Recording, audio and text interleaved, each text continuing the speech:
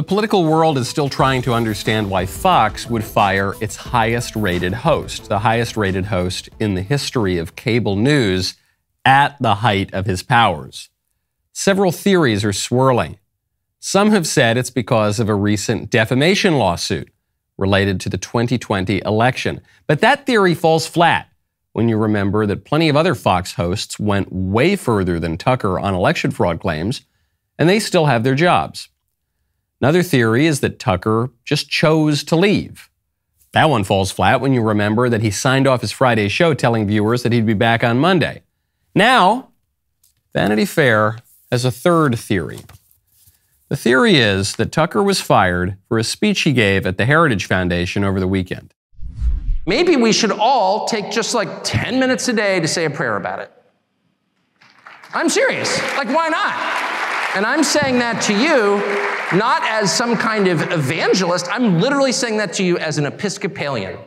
The Samaritans of our time. I'm coming to you from the most humble and lowly theological position you can. I'm literally an Episcopalian, okay? And even I have concluded it might be worth taking just 10 minutes out of your busy schedule to say a prayer for the future, and I hope you will. The whole speech was excellent. I was not able to attend that dinner because I was already booked to speak at another conservative gathering in Colorado that night.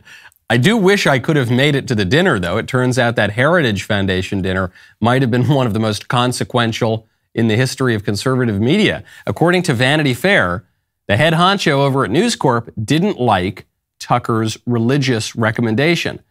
A Fox source reportedly told Vanity Fair, quote, "That stuff freaks Rupert out." I don't know what really motivated Fox to fire Tucker. Of all the theories out there, this one is the most absurd. Episcopalian extremism. The jokes write themselves. That's the joke that Tucker made as he gave his advice. It's the craziest motive you could think of, which is why it's also the most convincing. In this fallen world, you can call for the slaughter of babies, the castration of children, the wholesale denial of truth, and you will be celebrated as a wise man and a hero. You will be rewarded. But gently suggest that people humble themselves and pray to God. The principalities and powers and spiritual wickedness in high places that you might have heard about, the prince of this world, they don't like that so much. That's the sort of thing that can get you taken off the air. And that's the sort of thing that proves Tucker's point. Right now, go to puretalk.com, use promo code Knowles. We all know about the big wireless cell companies out there. They lock you into these horrendous contracts. And if you try to get out of them early, they tack on outrageous charges. That is why I would strongly recommend making the switch to Pure Talk Wireless, where there are no hidden fees, no contracts, and no hassle. I love Pure Talk. I am so glad that we got the Pure Talk service. Pure Talk's U.S. customer service team helps their customers make the switch in as little as 10 minutes, makes it so that you are even able to keep your phone number. Pure Talk has a range of affordable cell phone plans to choose from. You can find the perfect option for your needs, like unlimited talk, text, and plenty of data for just $30 a month. Their 5G service is super fast, consistent, and doesn't drop calls. You can get the same coverage you're used to at half the rate you're currently paying. Pure Talk saves the average family over $900 per year. Not only will you save money, you will also get the satisfaction of knowing that you're supporting a great American company. The CEO and chairman of Pure Talk is a U.S. military vet. When you become a Pure Talk customer, you are given the option to support America's Warrior Partnership, which is an organization that works to prevent veteran suicide. Go to puretalk.com, enter promo code Knowles to save 50% off your first month. puretalk.com, promo code Knowles, K-N-O-W-L-E-S. Pure Talk is simply smarter wireless. At least one person is celebrating. I think a lot of the left is celebrating right now, but one leftist figure in particular, AOC, could not be happier. Tucker Carlson is out at Fox News. Couldn't have happened to a better guy. What I will say, though, is while I'm very glad that the person that was arguably responsible for some of the largest, driving some of the most amounts of death threats and violent threats, not just to my office, but to plenty of people across the country. I also kind of feel like I'm like waiting for the cutscene at the end of a Marvel movie after all the credits have rolled, and then you see like the villain's like hand reemerge out to grip over like the end of a building or something. But deplatforming works, and it is important. And there you go.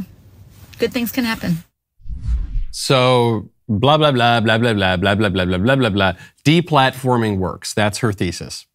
And putting all the blah, blah, blahs aside, and you just get to the central thesis of her argument, she's right. Deplatforming does work. The left knows that. That's why the left deplatforms people and severely hampers their ability to communicate. And the right, some people on the right know that, but some people on the right engage in magical thinking where they believe, well, the more you suppress me, the more you censor me, the more people will talk about me. It'll have a paradoxical effect where actually, if you try to suppress my speech, it'll just go everywhere. That isn't true. Think of the major figures who were kicked off of social media. They just kind of went away. Big people in the media, deplatformed, they just kind of went away. They may have maintained a small power base, but their reach was greatly diminished. This is true even of Donald Trump. Donald Trump, every thought that passed through his head, he would tweet out, and it dominated the news cycle for years and years and years. Then they booted him off of social media.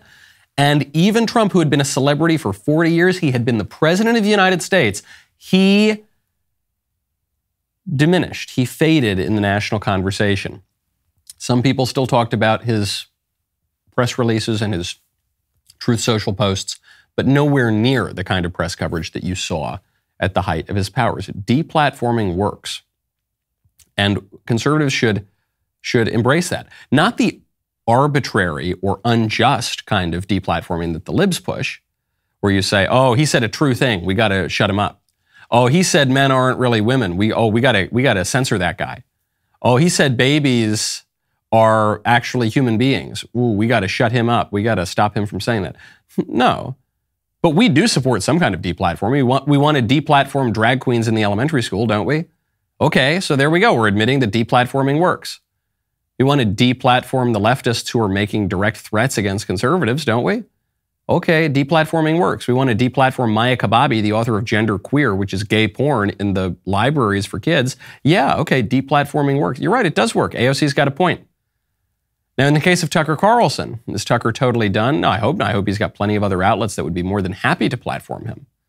I know Daily Wire certainly would. Jeremy pointed out when Tucker got the can at Fox, he said, listen, I assume Tucker's already got his own plans, but we are willing to break out a comically sized cardboard check, if he's willing to come on over here. But deplatforming certainly works. That was a really great clip.